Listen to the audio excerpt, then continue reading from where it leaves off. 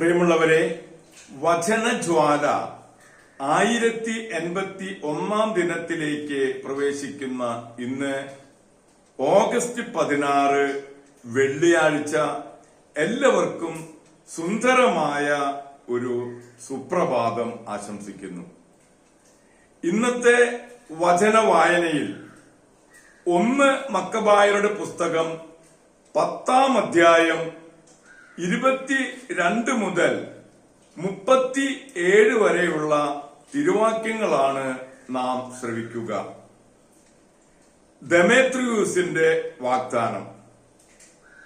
ഇത് കേട്ട് ദെമേത്രിയൂസ് ദുഃഖിതനായി പറഞ്ഞു, നമ്മൾ എന്തുകൊണ്ട് ഇതനുവദിച്ചു?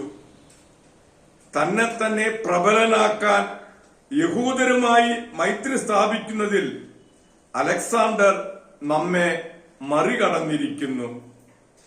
എനിക്ക് അവരുടെ സഹായം ലഭിക്കേണ്ടതിന് ബഹുമതികളും സമ്മാനങ്ങളും വാഗ്ദാനം ചെയ്തുകൊണ്ട് ഞാൻ അവർക്ക് ഹൃദ്യമായ സന്ദേശമയക്കും. അതനുസരിച്ച് അവൻ അവർക്ക് ഇങ്ങനെ എഴുതി: യഹൂദ ജനതയ്ക്ക് ദെമേത്രിയൂസ് രാജാവിന്റെ അഭിവാദനങ്ങൾ. നിങ്ങൾ ഞങ്ങളോടുള്ള കരാർ പാലിക്കുന്നുവെന്നും മൈത്രീബന്ധം തുടരുന്നുവെന്നും ഞങ്ങളുടെ ശത്രുക്കളുമായി കൂട്ടുചേർന്നിട്ടില്ലെന്നും അറിയുന്നതിൽ ഞങ്ങൾ സന്തോഷിക്കുന്നു. മേലിലും ഞങ്ങളോട് വിശ്വസ്തരായിരിക്കുവിൻ.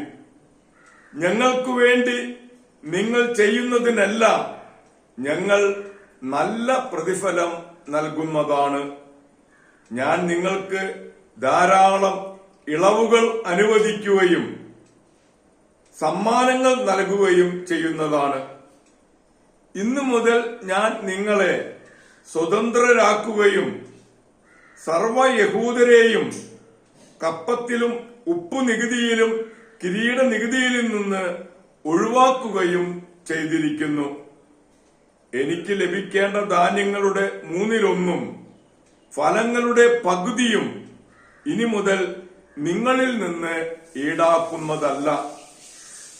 യൂദാദേശത്തു നിന്നോ സമരിയ, ഗലീലി എന്നീ ദേശങ്ങളിൽ നിന്നോ ഇന്നു മുതൽ ഒരിക്കലും ഞാൻ അവ പിരിക്കുകയില്ല.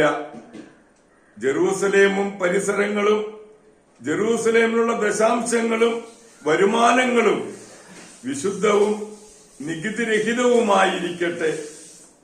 ജെറൂസലേമിലെ കോട്ടയിന്മേൽ എനിക്കുള്ള നിയന്ത്രണാധികാരം ഞാൻ ഉപേക്ഷിക്കുകയും പ്രധാന പുരോഹിതനെ വിട്ടുകൊടുക്കുകയും ചെയ്യുന്നു. അവൻ സ്വന്തം ഇഷ്ടം പോലെ അവിടെ കാവൽ ഏർപ്പെടുത്തിക്കൊള്ളട്ടെ. യൂദാദേശത്ത് നിന്ന് ബന്ധനസ്ഥരാക്കി എന്റെ രാജ്യത്തെവിടെയെങ്കിലും പാർപ്പിച്ചിട്ടുള്ള എല്ലാ യഹൂദരെയും മോചനദ്രവ്യം കൂടാതെ ഞാൻ സ്വതന്ത്രരാക്കുന്നു. അവരുടെ കന്നുകാലികളുടെ പേരിലുള്ള നികുതികളും ഒഴിവാക്കാൻ രാജ്യസേവകരോട് ഞാൻ നിഷ്കർഷിക്കുന്നു. എല്ലാ തിരുനാളുകളിലും സാബത്തുകളിലും അമാവാസികളും മറ്റ് വിശേഷ ദിവസങ്ങളും തിരുനാളിന് മുമ്പും പിൻപും 3 ദിവസങ്ങളും എന്റെ രാജ്യത്തുള്ള എല്ലാ യഹൂദർക്കും സ്വാതന്ത്ര്യപൂർവമായ ദിവസങ്ങളായിരിക്കും. അവരിൽ നിന്ന് എന്തെങ്കിലും ഈടാക്കുന്നതിനോ ഒരാരെയെങ്കിലും ഏതെങ്കിലും കാര്യത്തിൽ ശല്യപ്പെടുത്തുന്നതിനോ ആർക്കും അധികാരം ഉണ്ടായിരിക്കുന്നതല്ല. യഹൂദരിൽ 30,000 പേർ രാജ്യസൈന്യത്തിൽ ചേർക്കുന്നതായിരിക്കും. രാജകീയ സേനയ്ക്ക് അർഹമായ വേതനം അവർക്ക് ലഭിക്കും. അവരിൽ കുറെ പേർക്ക് രാജാവിന്റെ പ്രധാന കോട്ടകളിൽ സ്ഥാനം നൽകപ്പെടും. ചിലർക്ക് രാജ്യത്ത് വിശ്വസ്ത പദവികൾ ലഭിക്കും.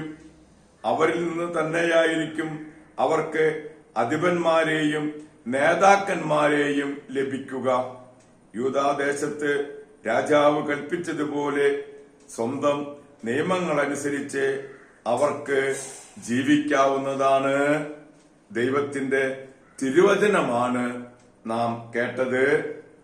പ്രിയമുള്ളവരെ, ആഗോള കത്തോലിക്ക സഭയിൽ ഇന്ന് വിശുദ്ധ റോക്കിനെ അനുസ്മരിക്കുന്ന ദിവസമാണ്. ഫ്രാൻസിലെ ഗവർണറുടെ ഏക മകനായിട്ടാണ് റോക്കിന്റെ ജനനം. മാതാപിതാക്കളുടെ മരണശേഷം തന്റെ സ്വത്ത് മുഴുവൻ ദാനം ചെയ്ത ശേഷം ഫ്രാൻസിസ്കൻ മൂന്നാം സഭയിൽ ചേർന്നു. റോമായിലേക്ക് തീർത്ഥാടനം ചെയ്തു.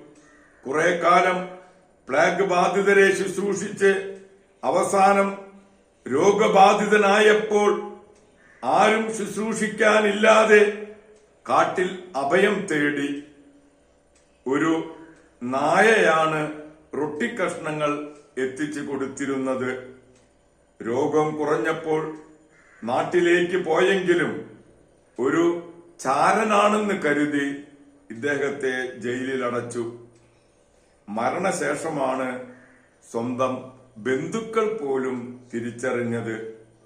പ്രിയമുള്ളവരെ, ഇന്നു തന്നെയാണ് ഹംഗറിയിലെ വിശുദ്ധ സ്റ്റീഫനെയും നമ്മൾ അനുസ്മരിക്കുന്നത്. ഹംഗറിയിലെ വിശുദ്ധ സ്റ്റീഫന്റെയും വിശുദ്ധ റോക്കിന്റെയും മധ്യസ്ഥം യാചിച്ച് ഇന്നത്തെ ഈ നല്ല ദിവസത്തേക്ക് നമുക്ക് പ്രവേശിക്കാം. എല്ലാവർക്കും നല്ല ഒരു വെള്ളിയാഴ്ച ദിവസം ആശംസിക്കുന്നു.